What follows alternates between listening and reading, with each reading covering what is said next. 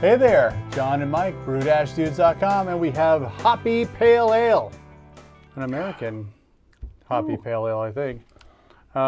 This is something that Mike brewed, and this is actually going to be part one of two videos.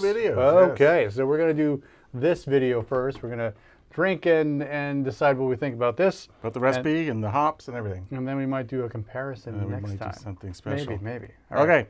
Tell us more, Mike. So after brewing a couple of these really pale lager beers, it was time to get back into something a little hoppy, a little more hop forward. And I'm still exploring this idea of fresh hops and getting the right hops and just getting some sort of hop expression in a beer. So this is just sort of a blend of some hops that I had left over. They're still pretty fresh, but just trying to just make something hoppy, refreshing to drink here in the summer months. Let me give you the basic recipe here. This is 87% of Bryce brewer's malt. It's 7%, just over 7% of Carapils, and it's 5% of Munich 10 Lovibond. Don't forget the SRM on your Munich malts. So then I bittered this with 1 ounce at 60 minutes of nugget. And then this is 1 ounce of Amarillo and 1 ounce of Simcoe at 15 minutes left to go.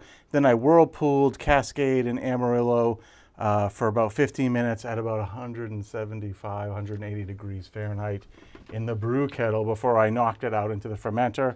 I mashed this thing at 150 degrees, just right in the middle of the road. I do a mash out 168 for 10 minutes towards the end. I did this on my big system and propane system. And the original gravity on this was 1056, and it fermented all the way down to 1010 with your standard Fermentis US-05, everybody's favorite, easy accessible American ale yeast, US-05. So about 6% ABV. So on the nose, just hints of hops. Yeah, I didn't dry hop this thing yet. I haven't dry hopped it. No. And then, yeah, it certainly like finishes real dry. Yeah. Which I love. I love how that come out. Lately, all my beers sometimes I feel like I'm struggling with attenuation, but the last few beers have been fermenting great. Yep. I'm getting a lot.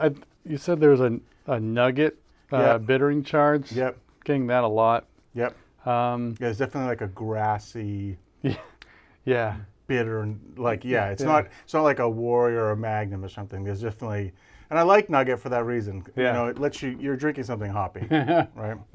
But it's not resiny to me. It's like no. Grassy. It's more grassy than piney or resiny. And then all the other hops you listed, none of the brightness is there. Do you sense that? Yeah. Yep. I get a very subtle bit of maybe candied pineapple, probably coming from the Simcoe in the late palate.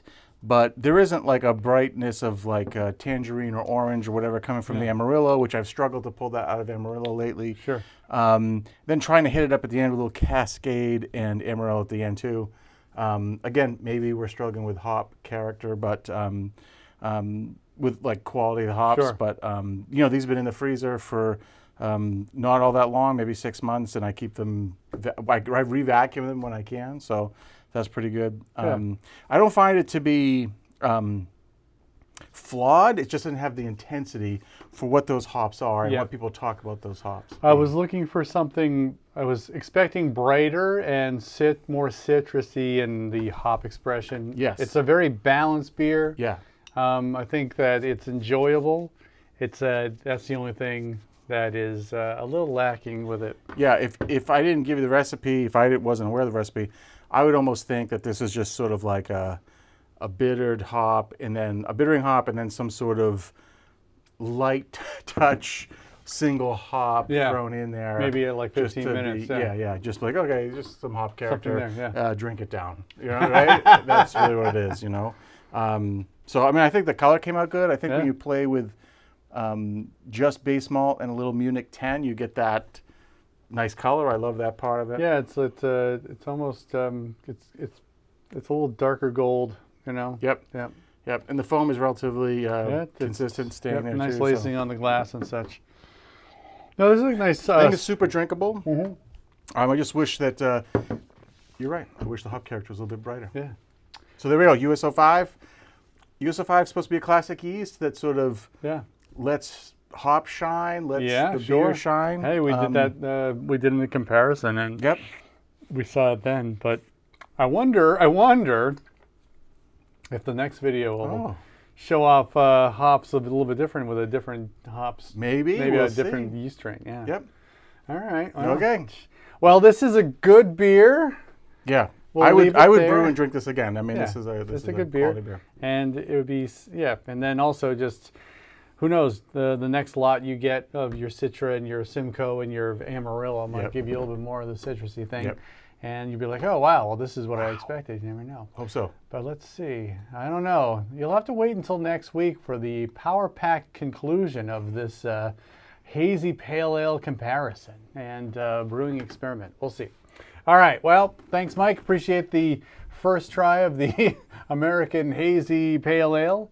If you like this video, give us a thumbs up and subscribe to our channel because we do this kind of thing every single week. And you'll know for a fact that next week we'll have another video that's associated with this one in particular.